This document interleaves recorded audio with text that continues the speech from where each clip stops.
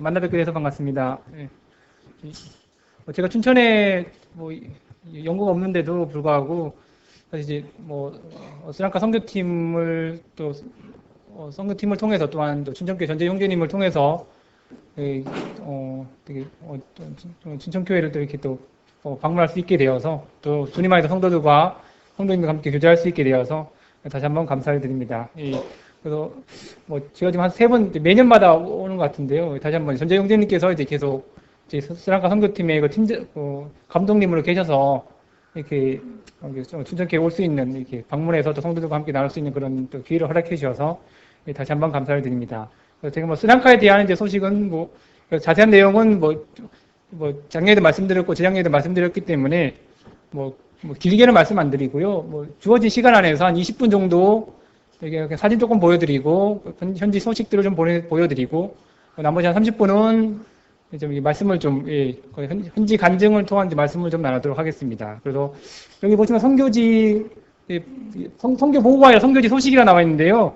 제가 사실 이제 선교지 보고라고 하기에는 제가 좀 뭔가 좀 이렇게 좀 딱딱한 느낌도 들고 좀 어떤 회사에서 무슨 결제를 맡아갖고 이렇게 보고해야 되는 느낌도 들기 때문에 사실 제일 좀 부담이 되거든요, 사실요. 그래서 한국 와서 선교 보고를 해야 한다 그러면 사실 사실 스리랑카에서 한 일이 그렇게 많이 없는데 한국 와서 이제 선교 보고를 하라 그러면 선교사 입장에서는 제 입장에서 좀 많이 좀 부담스럽더라고요. 그래서 잘 이제 한국 와서는 이제 선교지 소식을 알려드리는 것이 좋겠다 싶어서 주님께서 스리랑카에서 이제 저희들과 함께 행하신 그런 사역들에 대한 그런 소식들을 알려드리는 게 좋을 듯 싶어서 그 제목도 선교지 보고라고 아니라 선교지 소식이라고 제가 그냥 이렇게 얼렁뚱땅 됐습니다. 그래서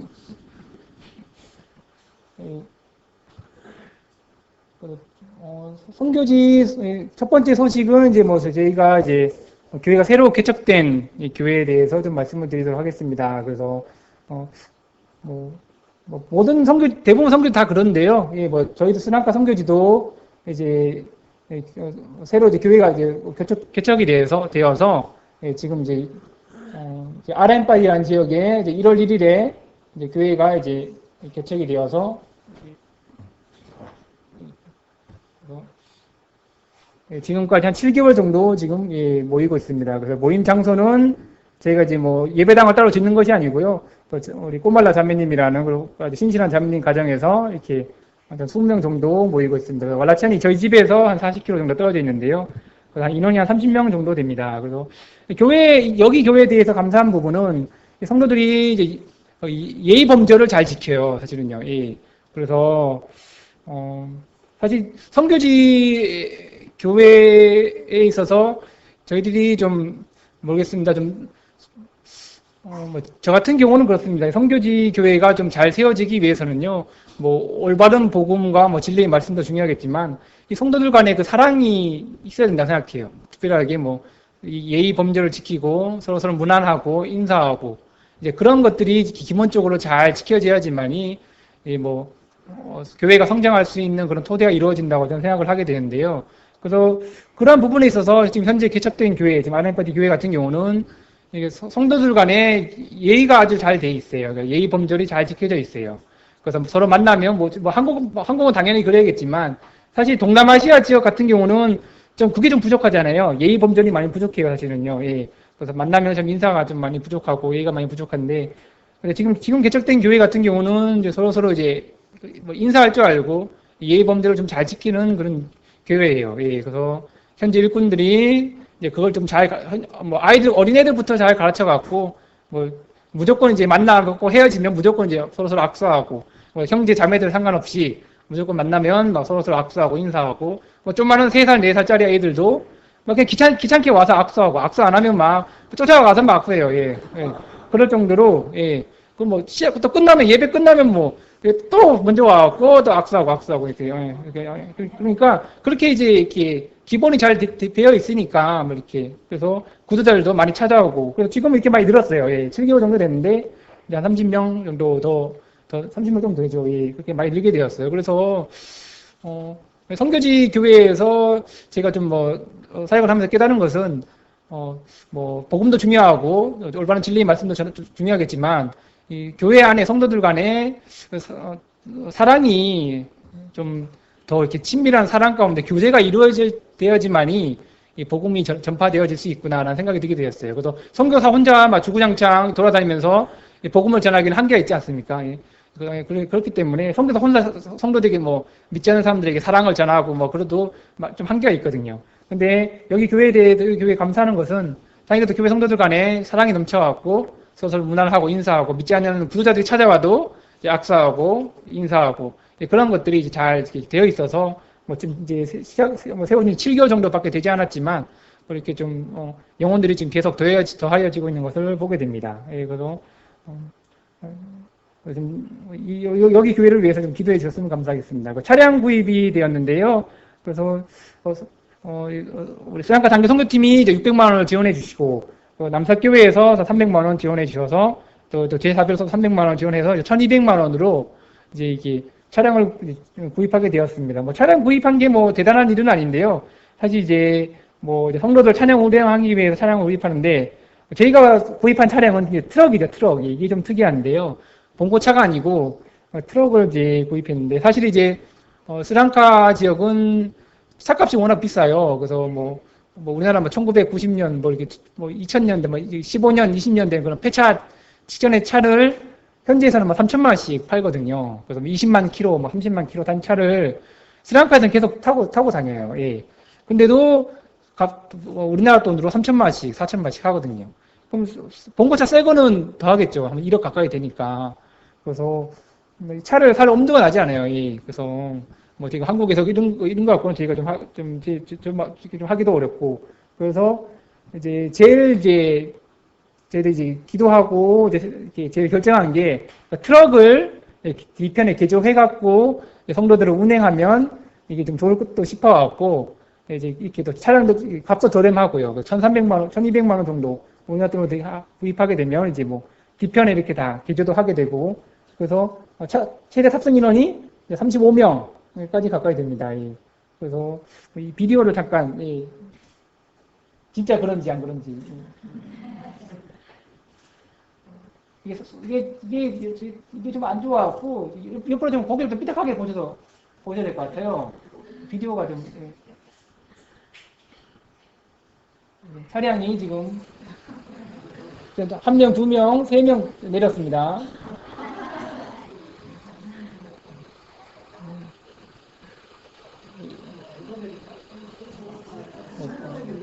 다섯, 여섯,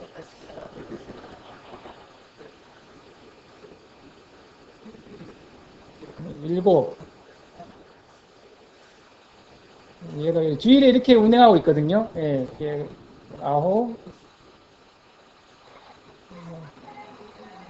열하나, 열둘, 이렇게, 저도 헷갈리는데요. 예.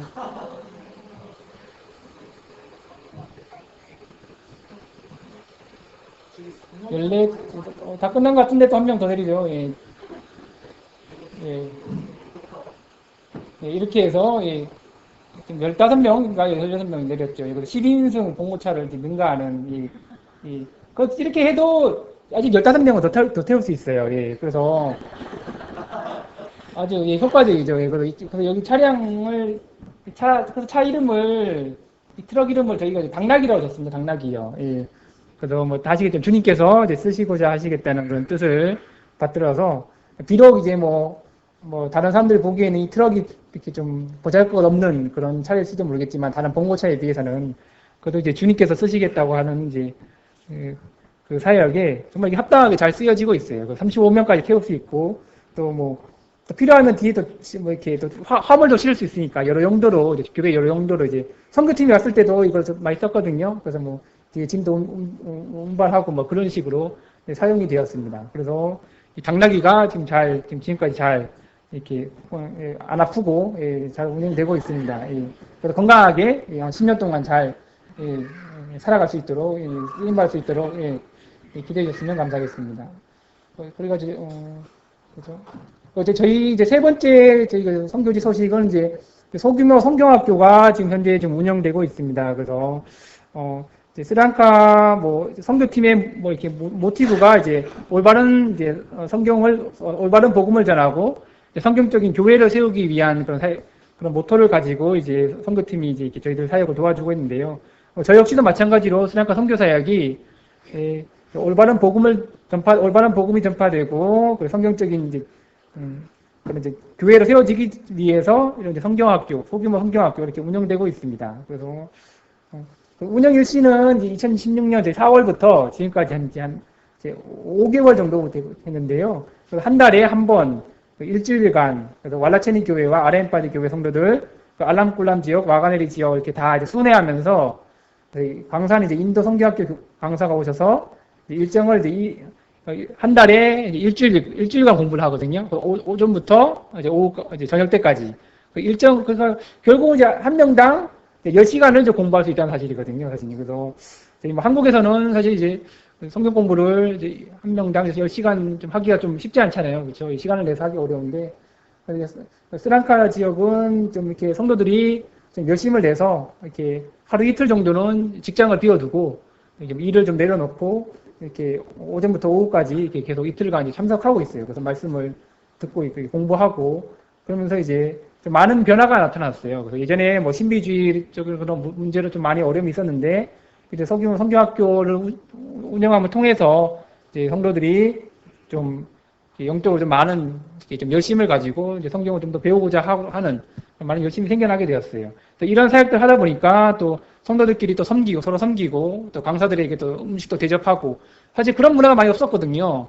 근데 이제 이런 사역들 운영하면서 이제 성도들 간 교제를 나누고 이제 이렇게 서로 섬길 수 있는 이제 교회 간의 그런 좀 이렇게 영적으로 좀 이렇게 자랄 수 있는 그런 계기가 좀 이루어지게 되었습니다. 그래서 이제 이런 지역을 좀 하나, 둘, 셋, 넷, 다섯 지역, 이렇게 다섯 지역을 계속 대상으로 이렇게 계속 이제 순회하면서 오전부터 오후까지 이제 어떤 가정은 이제 뭐 자기 가정을 개방해서 이제 자기 사비로 오는 성경학교, 성경 공부하는 오는 성도들에게 이제 점심도 다 이렇게 대접하고 그런 식으로 섬기고 있어요. 예, 그래서 많은 변화가 일어났습니다. 예, 그래서 이 사역들이 좀 잘 이루어질 수 있도록. 예, 그래서 이제 그러면 이제 뭐 일주일간 이제 지금까지 일주일간 했는데 이제 좀 일주일은 좀 부족할 것 같더라고요. 그 성도들이 이제 요즘에 많이 워낙 열심을 내갖고 성경 공부에 많이 열심을 내서 이제 한 10일 정도 있으면 좋겠다 그러더라고요, 강사들이요. 그래서 이제 다음번 이제 6차 성경학교 때는 좀 한 10일 정도 있으면서 이렇게 해서 이제 이런 성경 공부를 계속 지속적으로 해 나갈 예정에 있습니다. 그리고 이제 네 번째로 저희가 농장을 운영하고 있어요. 그래서 작년에 말씀드렸던지 모르겠는데 저희가 한 12,000평 정도 되는 농장이 있는데요. 이 12,000평 되는 농장을 주님께서 이제 저희들에게 허락하셨습니다. 그래서 이 농장을 지금 이제 땅콩인데 이게 땅콩인데요. 그래서 땅콩 이제 캐고 건데 그래서 이제 여기서 이제 나는 것이 캐슈넛, 그리고 땅콩, 코코넛, 망고, 이제 고추가 재배되고 있어요. 12,000평이면 굉장히 큰 땅이죠. 그래서 이제, 그래서 여기 수익을 이제 현지교회 주일학교 지원 및 이제 성경학교 운영비로 전액 사용되어지고 있어요. 근데 사실 이렇게 뭐 저희가 막 땅콩을 이렇게 많이 심었는데 2,000평인가 가까이 심었어요. 2,000평 넘게 심었는데 수익은 뭐 10만 원밖에 안 나왔어요. 우리나라 돈을요. 그러니까 거기 워낙 물가가 싸갖고, 예. 그러니까, 예. 그리고 키로당 뭐 2,000원씩, 예. 1,500원 땅콩 이렇게 나오니까 이게 뭐 개가도 안 나오더라고요. 예. 딱 본전치기 했어요. 예. 그래서 그래도 뭐 손해 안 본 것만이 다행이니까 예, 주님께서 예. 예. 그래서 결국은 뭐 저는 그래도 사실 막 100만 원, 200만 원씩 막 나올 줄 알고 생각했는데 막상 하니까 농사 일이 힘들더라고요. 그래서 선교사가 막 이런 일까지 이제 막 이렇게 다 하기에 좀 여러 많은 힘이 좀 힘도 들고. 근데 이제 결국 뭐 수익은 이제 전액 다 이제 성경학교 운영비로 또 이렇게 성경학교 주일학교 지원으로 다 이제 이렇게 되고 있습니다. 비록 뭐 10만 원 뭐 적은 금액이지만 이 땅을 통해서 이제 저희가 이제 주님의 사역에 사용되어지고 있습니다. 그래서 계속 뭐 내후년에도 계속 이렇게 농장이 이제 이렇게 운영될 수 있도록. 캐슈넛이 지금 계속 나오고 있는데요. 나중에 춘천교회 성도님들 뭐 캐슈넛 뭐 이렇게 좀 관심이 있으신 분은 좀 연락 주시면, 네, 주문해 주시면, 네, 저희가, 예, 보내드리겠습니다. 캐시넛이 한국에서 파는 거랑 또 맛이 좋아, 맛이 틀려서, 예, 예, 맛있습니다. 예. 그래서 제가 성교 좀 바쁜데, 지금 뭐 성교사도 해야 되고, 지금 농사도 해야 되고, 예, 좀 바쁜 가운데 있습니다. 예. 네, 기도 제목 마지막으로 기도 제목을 좀 하는데, 성경학교가 이제 계속 지속적으로 좀 계속 운영될 수 있도록 기도해 주셨으면 감사하겠습니다. 예. 그래서 RM바디 교회가 지금 개척되었는데, 이제 교회가 지금 계속 좀, 잘 성장해 나갈 수 있도록, 예, 또 기도해 주시고요. 마지막으로 4차 선교팀이 이제 17년 내년에 2월에 방문하는데요.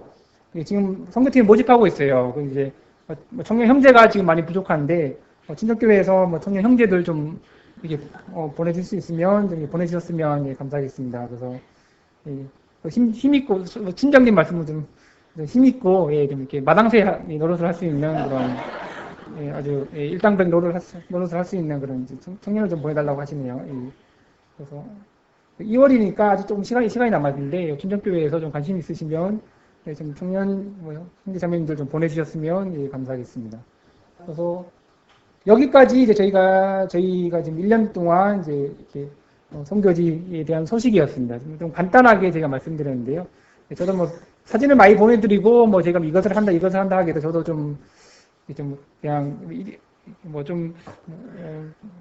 제가 별로 그렇게 안 좋아해서 간단한 사진과 그런 소식들만을 잠깐 전해드리려고 하였습니다. 그래서 남은 시간은 선교지에 대한 좀 여러 가지 그런 어려움과 지금 전 1년 동안 지금 선교지 있으면서 저희들이 겪었던 그런 선교 사역에 대한 어려움들과 또 제가 스스로 또 깨달은 말씀, 그리고 또 제가 이번에 지금 드리는 그 말씀을 통해서 또 춘천교회 성도님들께서도 좀 도움이 될 수 있는 그런 어떤 말씀이 되지 않을까 싶어서, 예, 좀 한 30분간, 예, 좀 말씀을 좀 나누도록 하겠습니다. 그래서 제가 좀 언변이 좀 부족해서 지금 이렇게 말씀을 좀 제가 좀 적어왔어요. 이렇게 파워포인트로 좀 해왔어요. 사실 아시다시피 제가 해외 스리랑카 자매랑 결혼하다 보니까 이제 거기 있으면 한국말을 많이 못 써요. 거의 쓸 일이 없으니까 한국말을 좀 많이 이제 잊어버리는 그런 좀 경향이 있습니다. 그래서 지금도 많이 더듬더듬거리죠. 그래서 지금 이제 선교 이렇게 한국에 와서 이제 선교 이렇게 소식을 전해드릴 때 좀 이제 한국말이 좀 오물오물한 그런 경향이 있어서 웬만하면 좀 이렇게 파워포인트로 좀 준비를 해서, 예, 좀 말씀을 드리고자 하니 좀 양해를 해주셨으면, 예, 예, 감사하겠습니다. 예. 그래서 이제 그리스도인의 주제권에 대해서 제가 좀 성도님들과 좀 교제를 나누고자 해요. 그래서 제가 올해는 선교지에 있으면서 이제 선교지 현지인들에게 복음을 전하고 또 저들 섬기면서 나아갈 때 이 그리스도인의 주제권에 대해서 참 많은 좀 한 1년 동안 좀 많은 묵상이 되었어요. 그래서 다 아시겠지만 그리스도인의 주제권이라는 의미는 그 주란 말은 주인 주자를 쓰잖아요. 그래서 저희들의 신앙 가운데 저는 그렇게 생각합니다. 제가 선교사의 사역을 해서 그런지는 몰라도 저에게 있어서는 저의 신앙에 있어서는 모든 신앙의 제일 처음의 출발이 이 주제권으로부터 시작된다고 저는 생각을 하게 돼요. 선교지에서 복음을 전할 때도 예수님의 이렇게 죽으신가 또 부활하심을 전하는 것도 당연히 중요하지만 전 그것보다도 이 주제권에 대해서 먼저 현지인들에게 가장 먼저 접근을 하거든요. 예. 왜냐하면 우리 주제권이라는 걸 뜻을 다 알겠지만 주제권이라는 의미는 아주 간단하게 예수님을 나의 삶의 첫째 자리에 모시고 살아가는 신앙생활을 이제 우리 주제권에 그런 합당한 삶이라고 그러지 않습니까? 예. 이런 삶이 정립이 되어야지만이 이제 우리 신앙생활이 이제 결정이 된다고 저는 생각을 하게 돼요. 그래서 제가 조금 지금 잠깐 간증을 드리다가 약간 귀에 거스리는 말씀도 제가 할 수도 있는데, 예, 좀 이해해 주셨으면 감사하겠습니다. 왜냐하면 선교지에서도 이런 문제가 나타나고 있기 때문에 우리 지금 춘천교회 성도님들도 좀 한번 같이 한번 생각을 해보셨으면 하는 바람에서, 예, 좀 말씀을 드리고자 합니다. 그래서 저는 이제 그렇게 생각을 하게 돼요. 우리 신앙생활에 있어서 두 부류의 사람이 있다고 생각을 하게 됩니다. 다 아시겠지만 이제 정말 구원받은 사람과 또 두 번째로 구원받지 않았으면 구원받은 경험이 없으면서 단지 주일마다 교회에 나오는 종교인이라고 생각을 하게 돼요. 뭐 꼭 세 부류로 구분하게 되면 마지막으로 아예 구원받지 않은 이제 이방인을 이제 생각하게 되는데 저는 선교지에서 선교 활동을 하면서 이 두 부류에 대한 이제 구원받은 자와 확실하게 구원받은 하나님의 자녀와 그리고 구원받지 않으면서도 이렇게 구원받은 그런 사람을 행세하는 그런 종교인들에 대한 그런 말씀을 좀 나누고자 하는데요. 왜냐하면 이제 선교지에서 이제 이런 문제로 인해서 선교지가 많은 어려움을 겪어요. 선교지 교회가요. 저는 스리랑카뿐만이 아니라고 생각을 하게 돼요. 모든 선교지가 이런 문제로 어려움을 겪는다고 저는 많은 생각을 하게 됩니다. 그래서 충주교회 성도님께서 저는 이 주제권에 대해서 좀 함께 좀 말씀을 좀 나누도록 하겠습니다. 제가 시간이 없어서 간단하게 이제 주어진 말씀을 좀 나누도록 하겠습니다. 그래서 저는 사실 이제 주제권을 먼저 말씀드리기 위해서는요, 이 구원에 대한 이 정의를 좀 아시는 것이 좀 되게 중요하다고 생각을 하게 돼요. 성도님은 다 아시겠지만, 구원의 정의라고 하면 첫 번째로 전 예수님 영접했습니다. 아주 기본적인 것이죠. 예. 요한복음 1장에 영접하는 자, 그 이름을 믿는 자는 하나님의 자녀가 되는 이제 권세를 주셨으니라고 말씀되어 있어요. 그 말씀에 영접하는 자, 주 예수님을 영접하는 자는 구원을 받았다고 나와 있죠.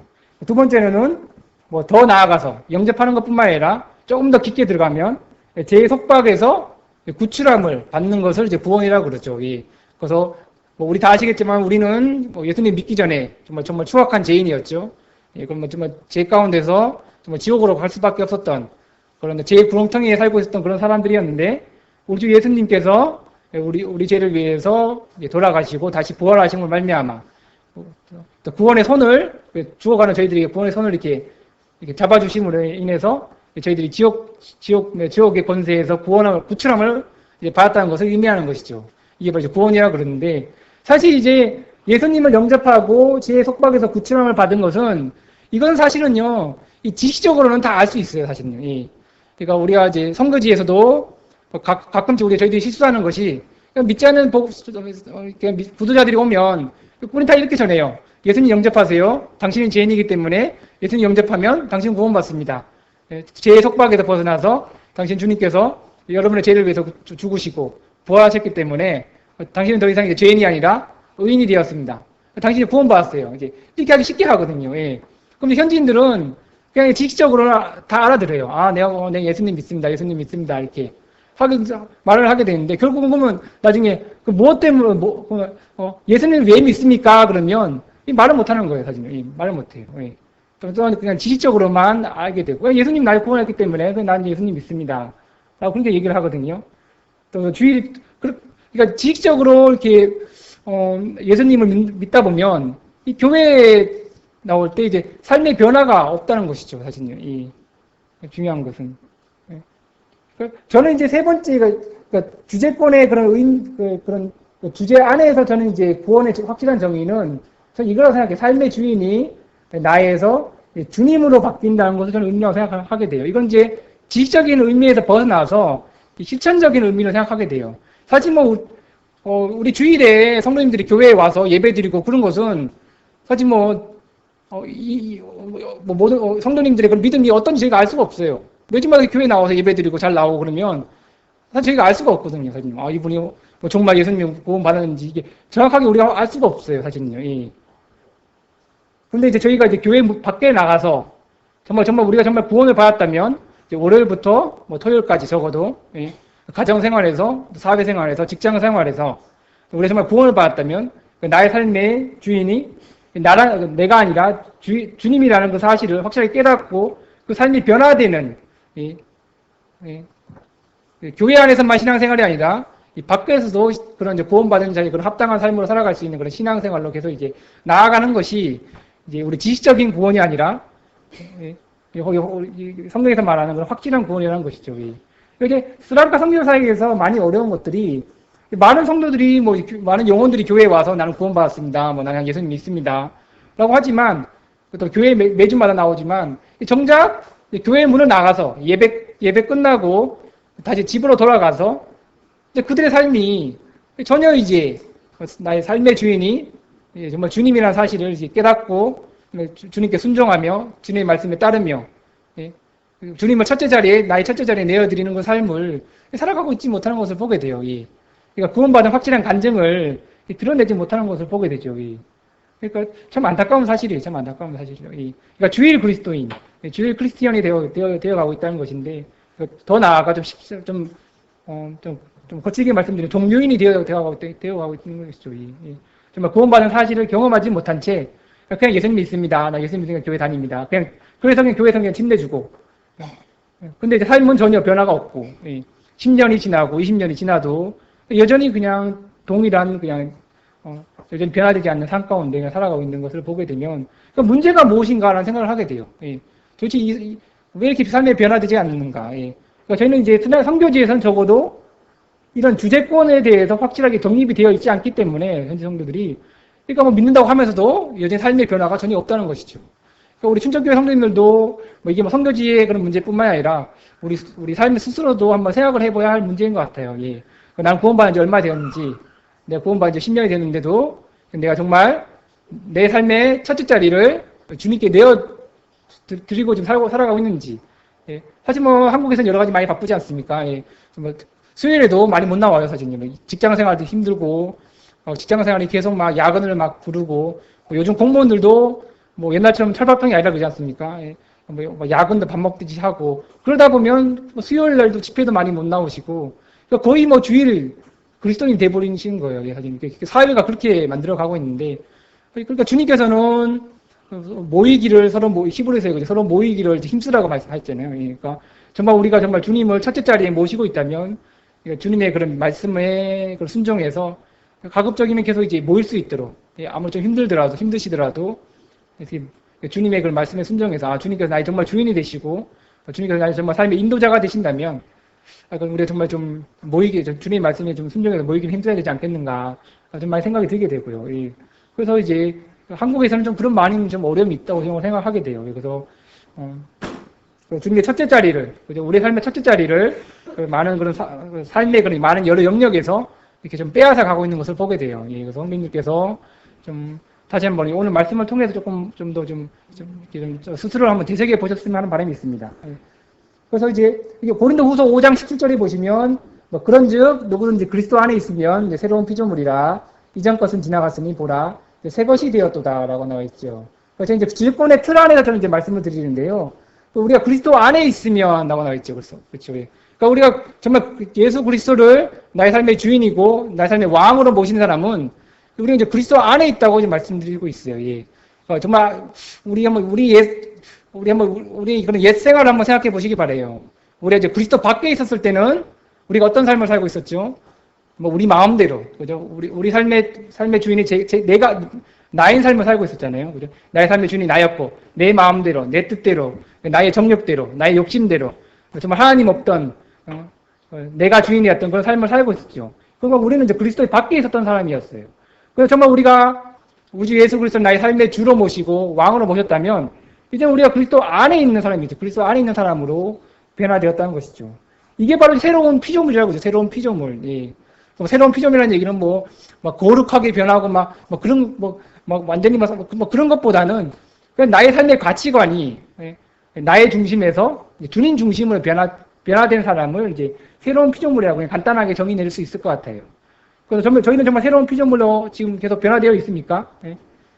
정말 그 새로운 피조물은 이전 것은 지나갔다고 나와 있어요. 이전 것은 지나갔다. 그러니까 내 마음대로 살아가고 나의 삶의 첫째 자리가 내가 아니라 이제 주님을 첫째 자리에 모시는 삶이 이제 이전 것이 아니라 새 것, 새로운 삶으로 변화됐다는 것이죠. 그래서 스리랑카 성교지에서도 그냥 주구장창에 여러분 죄를 위해서 주님께서 돌아가셨습니다. 뭐 이렇게 여러분은 죄인이 아니고 의인입니다. 그래서 이제 이렇게 가르치다 보니까 성도들은 그냥 이제 그것만 생각하게 돼요. 예수님이 나의 죄를 돌아가셨습니다. 나는 이제 뭐 죄인이 아니고 나의 의인입니다. 나는 이제 하늘나라에 갑니다. 그것만 아는 거예요. 그러니까 그럼 이제 그 다음에 예수님이 이제 여러분과의 관계에 있어서 어떠한 분이신가에 대해서 제대로 정립이 되어 있지 않으니까 그냥 예배는 그냥 나와야 되니까 나오지만 삶의 변화는 전혀 없다는 것이죠. 그러니까 선교사로서 가장 어려운 것이 잘 이것입니다, 선생님. 이거 좀 말씀드렸고요. 요한복음 3장 3절에 보시면, 이제 뭐, 예수께서 대답하여 가라사대, 진실로 진실로 내게 이르노니, 사람이 거듭나지 아니하면, 이제 하나님 나라를 볼 수 없느니라. 뭐 다 아시는 말씀인데요. 근데 이제, 여기 보시면, 이제 저는 주제권의 틀 안에서 좀 말씀을 드리고자 하는데요. 거듭난다는 의미에 대해서, 좀, 어떻게 생각하시나요? 예, 내가 거듭났다. 예. 나 예수님 믿고 거듭났다라고 그러잖아요. 나 예수님 영접하고 거듭났다. 저는 좀 구체적으로 말씀드리면, 나는 더 이상 나의 삶의 주인이 내가 아니라 나의 삶의 주인이 이제 주님이시다. 이것을 이제 나는 확실하게 이제 믿고 나 이제 그분의 뜻대로 이제 순종하며 살아가겠다라고 하는 것이 아마 저는 거듭난다는 의미라고 좀 생각을 하게 돼요. 그래서 정말 그렇지 않습니까? 우리가 거듭나지 못했을 때는 아까 제가 동일하게 말씀드렸다시피 우리 마음대로 우리 뜻대로 살아가고 우리 마음의 정욕대로 살아갔기 때문에 우리는 그때 거듭나지 못한 그런 자연인이었죠. 예, 그렇죠. 예. 니고데모가 왜 거듭나지 못했습니까? 예. 그러니까 열심히 하나님을 믿는 사람이었고 종교인이었지만 그러니까 자신의 정말 구주가 되시고 자신의 삶의 생명의 주가 되시는 그 메시아 되신 예수님을 알지 못했기 때문에 예수님께서는 네가 거듭나야 한다고 말씀하신 거였잖아요. 예. 그러니까 넌 지금 종교인이야, 종교인. 예. 그러니까 우리도 참 정말 조심해야 돼요. 조심해야 되죠. 예. 우리가 정말 거듭난 경험이 있다면, 우리가 정말 주님 앞에서 정말 새로운 사람으로, 새로운 피조물로 태어난 경험이 있다면, 자연적으로 우리의 삶이 1년이 지나고 2년이 지나고 3년이 지나고 조금씩 변화가 되어야 되죠. 변화가 돼야 돼요. 변화가요. 예.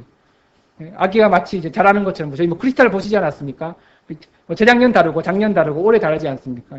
그리고 정말 우리의 삶의 정말 주인으로 주님께서 주님을 정말 저희들의 삶의 주인으로 모셨다면 우리가 정말 그분의 뜻대로 살아가는 것이 당연하기 때문에 자연적으로 우리가 그분의 뜻대로 살아가게 된다면 우리의 삶이 변화될 수밖에 없어요. 예. 종교인으로 살아갈 수 없어요. 그렇죠? 예. 그래서 어떤 사람이 하나님 나라에 들어갈 수 있는가라고 했죠. 우리 시경이 예수님 믿는 사람, 거듭난 사람 이런 생각을 하게 되는데 저는 이것보다는 그리스도인의 주제권의 틀 안에 생각하게 되면 정말 주님을 나의 삶의 첫째 자리에 모시고 있는 사람, 예, 우리의 삶의 가치관이 나의 중심이 아니라 정말 하나님의 중심으로, 예, 정말 더 구체적으로 말씀드리면 모든 삶에 있어서 하나님의 인도하심과 주님의 인도하심과 하나님의 말씀에 순종하며 살아가는 사람이 저는 그 사람이 구원받은 사람이고 또 새로운 피조물로 거듭난 사람이고 이 사람이 저는 이제 하나님 나라에 들어갈 사람이라고 생각을 하게 돼요. 저희가 뭐 매주마다 교회 나오고 예배드리고 그런 것도 더 중요하지만, 저희가 교회에 있는 시간은 주일에 교회에 있는 한두 시간밖에 되지 않잖아요. 예. 그렇지만 더 중요한 것은 저희들이 우리 밖에 있어서, 밖에 나갈 때 이제, 사회생활, 가정생활, 직장생활, 학교생활에 있어서, 정말 우리가 예수님이 우리 삶의 주인된 삶을 살아가는 삶이 참 중요한 것 같아요. 그런 사람이 정말 하나님 나라에 들어갈 합당한 자라고 저는 생각을 하게 돼요. 예. 그럼 이제, 여러분 스스로 한번 생각을 한번 해보셨으면 좋겠습니다. 나는 주 예수님 믿습니다라는 어떠한 뜻인가 한번 생각을 해보신 적이 있나요? 우리 지금도 그랬죠. 우리 지금도 자주 그러잖아요. 전 예수님 믿습니다. 믿지 않는 사람에게 저 예수님 믿는 사람입니다. 전 그리스도인입니다. 예, 그런 고백 말씀하시는데 나는 주 예수님을 믿습니다라는 말은 어떤 뜻인지 한번 생각을 해본 적이 있나요? 예. 우리 그냥 우리 습관적으로 그렇잖아요. 저 예수님 믿는 사람입니다. 그렇게 하는데. 그래서 이제 그리스도인의 주제권에 대한 그 안에 틀 안에서 생각을 해보게 되면, 아까 제가 동일하게 말씀드렸다시피, 저를 창조하시고, 세상을 창조하시고, 저희 오장육부를 지으시고, 나의 영혼을 구원하여 주신, 나의 모든 죄를 구원하여 주신, 나의 정말 생명의 주가 되신, 예수님이 나의 주가 되셔서, 나의 삶의 인도자가 되셔서, 나의 왕이 되셔서, 내가 주 예수님을 믿습니다. 이게 아마 답이 되지 않을까요? 예. 그러니까 우리가 정말 이제 이런 습관적으로 예수님 믿는다고 고백을 하지만 이 의미가 아주 전 중요하다고 생각을 하게 돼요. 그러니까 스랑카 선교지에서도 예수님 믿어 그러면 다 믿는다고 그래요. 스랑카 선교지의 어려움은 우리 한국 분들과는 다르게 한국 분들은 죄에 대해서 이렇게 복음을 전하고 이렇게 말씀드리면 한국 분들은 내가 죄인이다. 그렇게 인정을 하잖아요. 스랑카 사람들은 그거 잘 인정 안 해요. 예.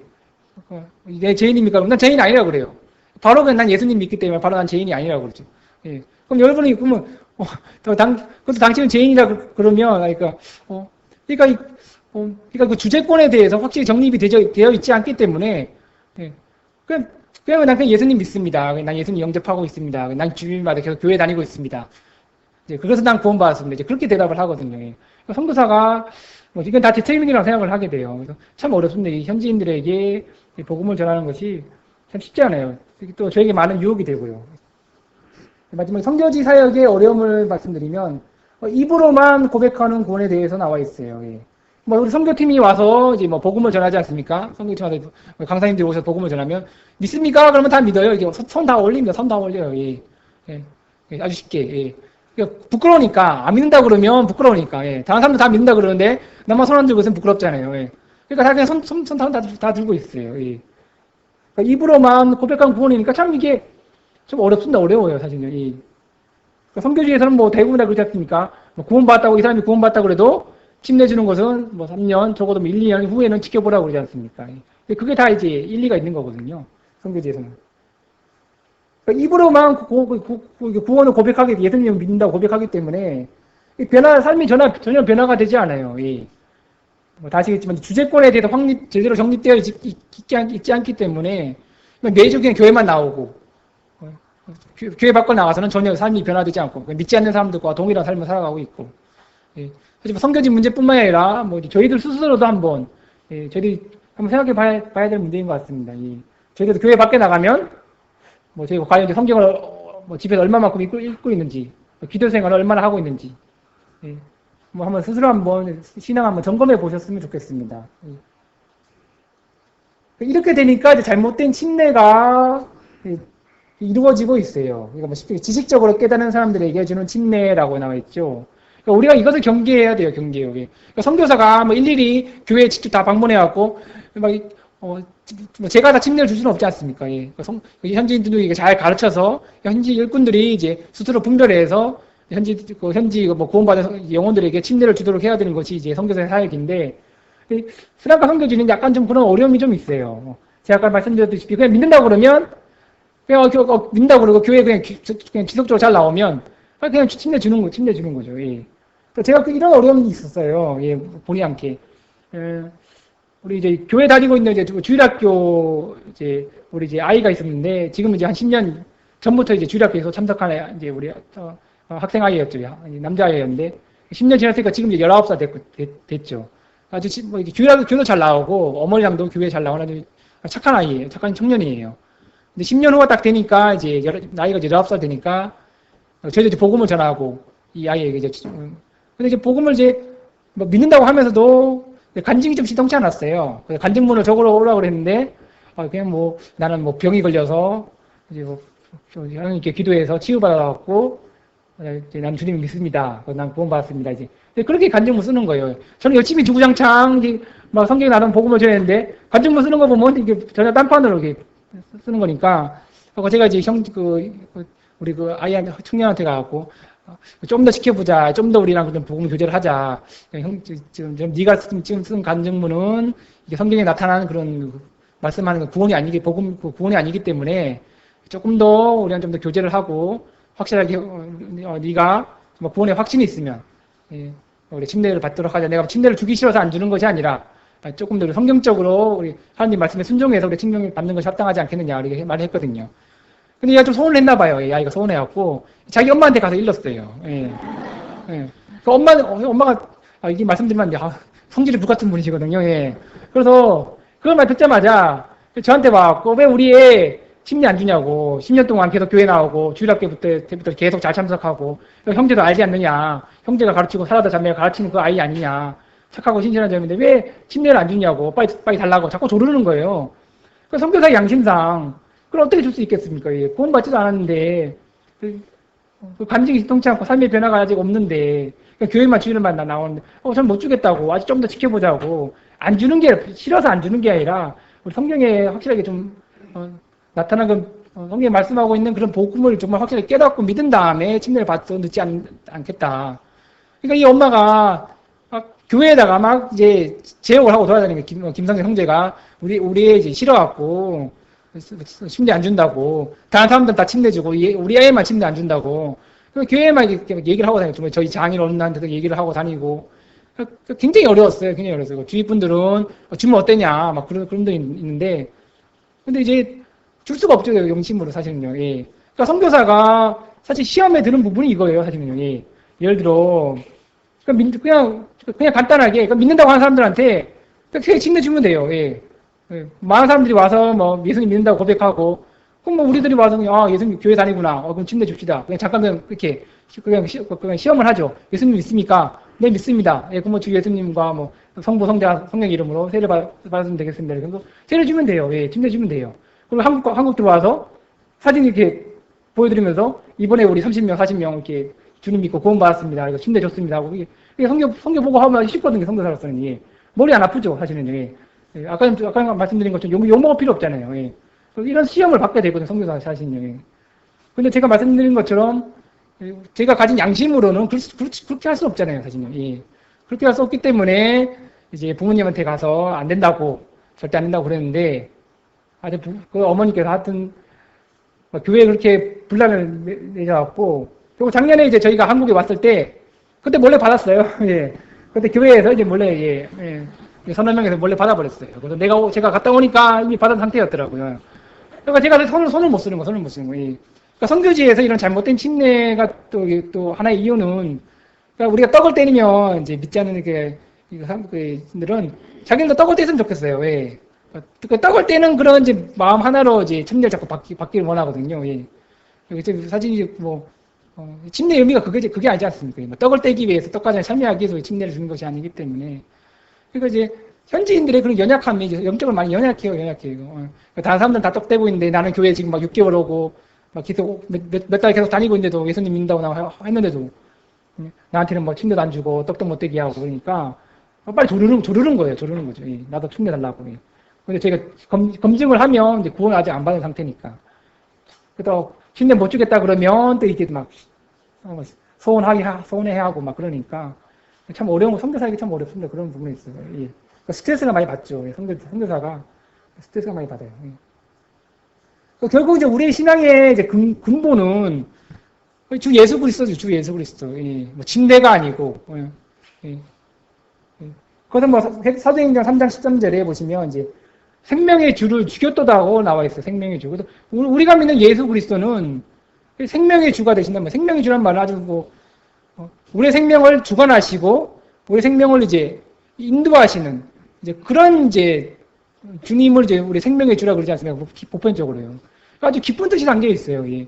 그러니까 우리가 믿는 주님은 우리 삶의 기중 화복을 다 주관하시고 또 우리 생명까지도 담당하시는 그런 우리의 그런 삶의 주가 되시는 예수 그리스도가 되신데 우리가 진짜 우리의 삶이 이런 예수 그리스도의 그런 주재권에 대해서 우리가 확실하게 정립되지 못한 채 그냥 주일에만 단지 그냥 교회에 나와서 예배드리고 그냥 집에 돌아가는 월요일부터 토요일까지는 전혀 이런 주재권과 상관없는 그런 삶을 살아가고 있다면 우리가 정말 입으로 고백하는 생명의 주가 이런 무슨 의미가 있겠습니까, 사실은. 예. 선교지에서 저는 이런 많은 좀 많은 묵상을 하게 돼요. 예. 그럼 제가 말했죠, 구원받은 증거 가리기 아니겠습니까? 그래서 자신의 주인으로 삼아서 평생토록 주께 순종하면서 이제 그분께 영광을 돌리며 살아가는 삶이 정말 이제 주재권이 확립된 사람이라고 저는 생각을 하게 돼요. 예. 그래서 스리랑카 선교지를 위해서 많이 기도해 주실 부분이 이제 이런 것들이라고 생각을 하게 돼요. 그래서 어떤 많은 선교사님들은 이제 선교지에서 많은 좋은 소식들과 많은 이제 열매를 많이 맺고 그런 소식들을 많이 전해주신 것을 감사하지만 저는 사실 저는 그런 성격보다는 선교지의 그런 어려움들, 선교지의 또 그런 여러 영적인 그런 어려움들을 통해서 제 자신을 또 발견하게 되고 또 선교지에 또 한국에 돌아와서 선교사님과 이렇게 또 말씀을 나눌 때 이런 부분에 대해서 또 함께 나눴으면 좋겠다는 많은 부분이 많이 들어요. 예. 그래서 참된 주인을 모시고 이제 주재권을 확립한 사람들, 구원받고 보혈된 사랑을 살아가는 사람들의 특징은 갈라디아 2장 19절에 보시면 내가 그리스도와 함께 십자가에 못 박혔나니 그런즉 이제는 내가 산 것이 아니요 오직 내 안에서 그리스도께서 사신 것이라 나와 있죠. 그렇지 않습니까? 우리 정말 이제 구원받았으면 정말 주님을 나의 주인으로 모시고 살았으면 내 마음대로 살아갈 수 없어요. 내 뜻대로 살아갈 수가 없어요. 왜냐하면 내 안에 이제 그리스도께서 살고 계시기 때문에 이제 그리스도께서 저희 삶의 모든 부분들을 다 주관하고 계시는 것이죠. 주관하고 계시니. 그러니까 주님께서 말씀하시면 우린 그대로 순종하면서 살아가야 되는 것이죠. 스랑카 선교팀에 참석하라 그러면 우리 참석해야 되고, 예.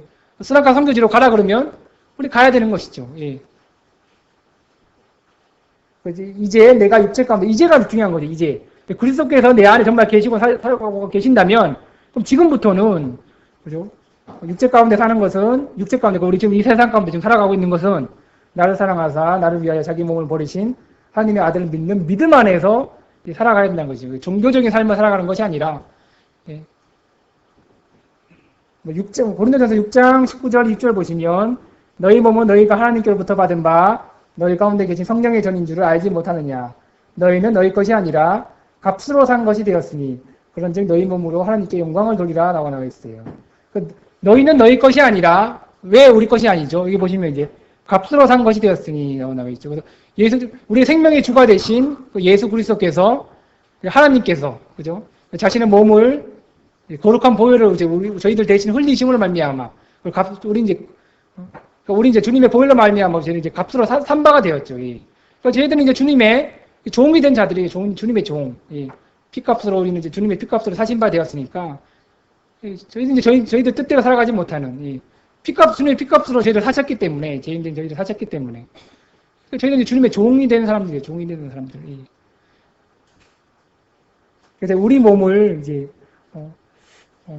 하나님께 영광을 돌리는 도구로 이제 살아가는 것이 이제 정말 우리 주님을 우리 삶의 그 주인으로 모신 자의 합당한 삶이라고 생각을 하게 됩니다. 성경적인 침례에 대해서 좀 말씀해 보고자 하는데요. 사실 이제 주제권이 정말 확실히 정립된 사람들에게 저는 침례를 줘야 된다고 저는 당연하다고 생각을 하게 돼요. 뭐 그냥 아까 말씀드렸듯이 지식적으로 구원받고 뭐 믿는다고 고백하고 그런 사람들이 이렇게 침례를 주는 것이 아니라 정말 주님을 나의 구주와 주인으로 모시는 사람들에게 침례를 줘야 하는 이유는 여기 보시면 이제 침례를 받음으로 이제 성령의 침례를 받음으로 주님과 함께 장사되었다고 나와 있어요. 그러니까 장사되었다는 말은 죽었다는 의미잖아요. 그러니까 주님께서 우리가 정말 예수 그리스도를 믿었을 때 우리의 옛자는 죽었다는 것이죠. 장사되었다는 것이죠. 십자가에서. 그러니까 내 마음대로 살아가고 내 삶의 주인이 나에 되었던 삶에서 그 삶은 완전히 죽었다는 거죠. 없어졌다는 것이에요. 그러니까 우리가 침례를 받을 때 저희들이 침례를 받을 때 고백을 하게 되잖아요. 그 고백의 의미가 아주 중요한 것이죠. 중요한 것이에요. 나는 정말 침례를 받을 때 더 이상 이제 내 뜻대로 살아가지 않겠습니다. 나를 위해서 나의 목숨을 버리신 주님의 뜻대로 살아가겠습니다. 우리는 그런 고백을 하면서 이제 성부, 성자, 성령의 이름으로 침례를 받잖아요. 그런 고백이 이제 지금까지 계속 주님이 오신 날까지 계속 이어져야 된다는 것이죠. 우리로 또한 새 생명 가운데 행하게 하려 함이니라.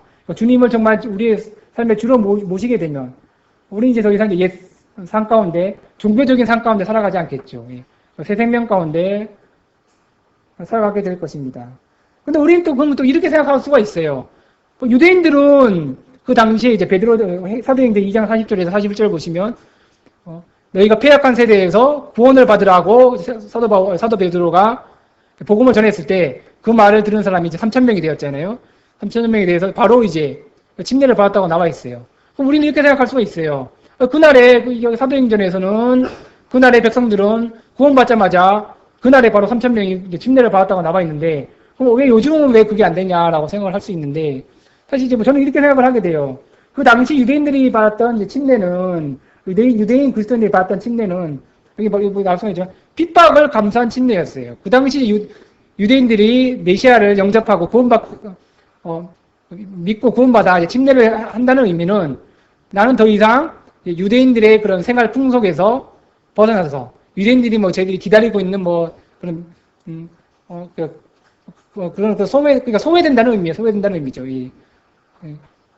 유대인들이 침례를 받게 되면 유대인 그리스도인이 이제 구원받아 침례를 받게 되면 다른 이제 유대교에 있던 그런 사람들로부터 이렇게 소외가 되고 핍박을 받게 되는 그런 상황에 놓여 있어요.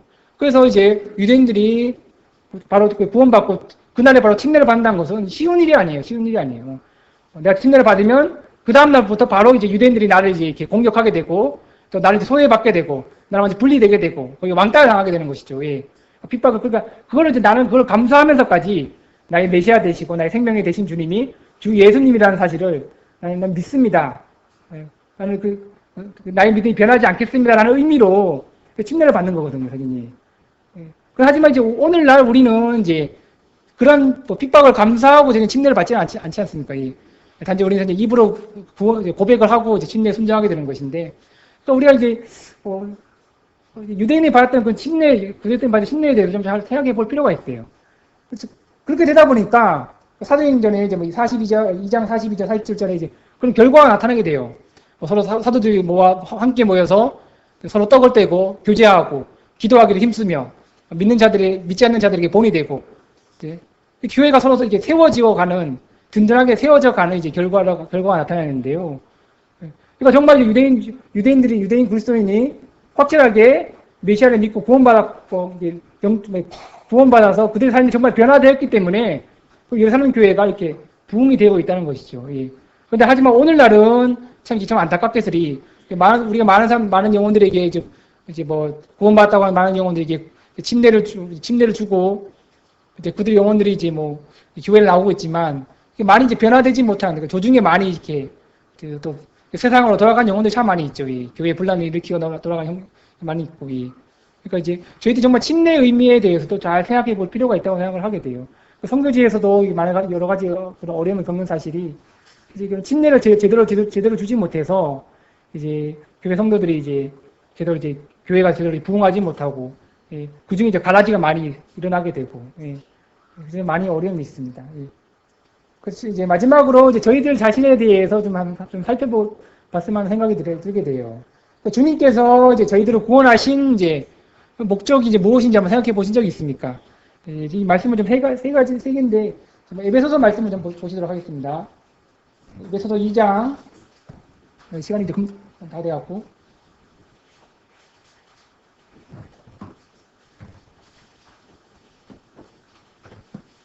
에베소 2장 이제 8절부터 보실까요? 8절. 10절까지 제가 읽도록 하겠습니다. 에베소 2장 8절 10절. 너희가 그 은혜를 인하여 믿음으로 말미암아 구원을 얻었나니 이것이 너희에게서 난 것이 아니요 하나님의 선물이라. 행위에서 난 것이 아니니 이는 누구든지 자랑치 못하게 함이니라. 우리는 그의 만드신 바라 그리스도 예수 안에서 선한 일을 위하여 지으심을 받은 자니 이 일은 하나님이 전에 예비하사 우리로 그 가운데서 행하게 하려 하심이니라. 그러니까 저희들이 어떻게 구원받았습니까? 여기 말씀하시면 우리의 노력과 우리의 뜻대로 구원받은 것이 아니죠. 만약에 우리의 노력과 우리 뜻대로 구원받았다면 그럼 주님께서 우리 첫째 자리에 들어올 수가 없어요. 그렇죠? 우리가 우리 첫째 자리에, 내 자신이 우리 첫째 자리에 들어오게 되는 것이죠. 내 뜻대로 내가 구원받았으니까, 내가 잘해서 구원받았으니까. 그럼 주님은 둘째, 셋째 자리에 밀려나시는 거예요.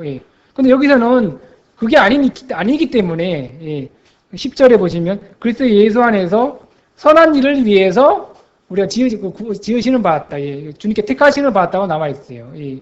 선한 일이 무엇입니까? 저는 이제 이거라고 생각을 하게 돼요. 주님이 정말 나의 주와 나의 왕으로서 정말 이렇게 인식하고 주제권에 합당한 삶을 살아가는 삶이 주님 앞에서 선한 일을 하는 자로서 이렇게 선한 그런 삶이라고 생각을 하게 되거든요. 그래서 주님께서 저희들을 구원하신 목적은 저희들 삶의 주가 되시고 저희들 왕이 되시는 주님의 뜻에 순종하는 삶, 선한 일을 위해서 주님 오신 날까지 그 선한 일을 하는 그런 삶을 살아가기 위해서 주님께서 저희들을 부르셨다고 생각을 하게 됩니다. 매주마다 교회만 나오는 그게 아니라 주일마다 교회에 참석해서 예배드리는 그게 선한 일이 아니라요.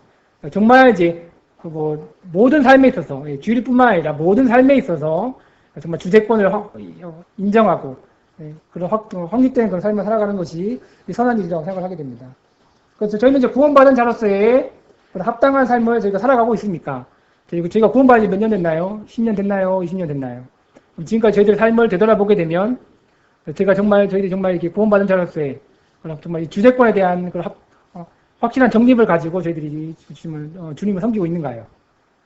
로마서 14장 8절의 마지막에 우리가 살아도 주를 위하여 살고 죽어도 주를 위하여 죽나니 그러므로 사나 죽으나 우리가 주님의 것이로다라고 나와 있어요. 그래서 우리가 주님의 것이로다라는 이제 그 말씀을 좀 성도님께서 좀 기억하셨으면 하는 바람이 있습니다. 그래서 저희들의 마음대로, 저희들의 뜻대로, 저희들의 생각대로 살아가지 못하는 이유가 저희들은 주님의 것이기 때문입니다. 그래서 선교지에서 이런 문제로 여러 가지 많은 이제 영적인 어려움이 있고, 선교사도 이제 이런 문제로 인해서 많은 기도를 하고 있어요. 그래서 이제 오늘 이제 함께 이게 교제한 이런 말씀을 통해서도 주택교회 성도님들이 자신의 신앙을 되돌아보시고, 그래서 뭐 이 말씀에 나온 것처럼 이제 주님께서 여러분들 가운데 사시는 삶을 실제적으로 나타내시는 삶을 살아갔으면 좋겠습니다. 이게 바로 이제 주님의, 저희들을 구원하신 주님의 뜻이고, 또 저희들 또 계획이기 때문입니다. 그래서 선교지를 위해서 이렇게 또 계속 기도해 주셔서 감사드리고, 또 계속 이제 매년마다 이제 춘천교회에 이렇게 초대해 주셔서 이제 부족한 이제 저와 사라다 자매가 이렇게 또 이렇게 강단 앞에 이렇게 나서서 선교지 이렇게 소식과 이렇게 또 이게 부족한 가운데 이렇게 말씀을 되게 전할 수 있도록 또 이렇게 저희들을 또 이렇게 대접해 주시고 되게 환영해 주셔서 감사드립니다. 그래서 계속 이제 스리랑카에 돌아가서도 그래서 이제 저희들이 초심을 잃지 아니하고 오늘 이렇게 나눈 말씀처럼 주재권에 대해서 믿지 않는 영혼들에게 이제 계속 복음을 전파함으로써 스리랑카 현지 교회가 이제 성경적인 복음과 또 이렇게 진리의 말씀대로 잘 이렇게 세워져 나갈 수 있도록 계속 주님을 의지하면서 노력하도록 하겠습니다. 예, 감사합니다. 예.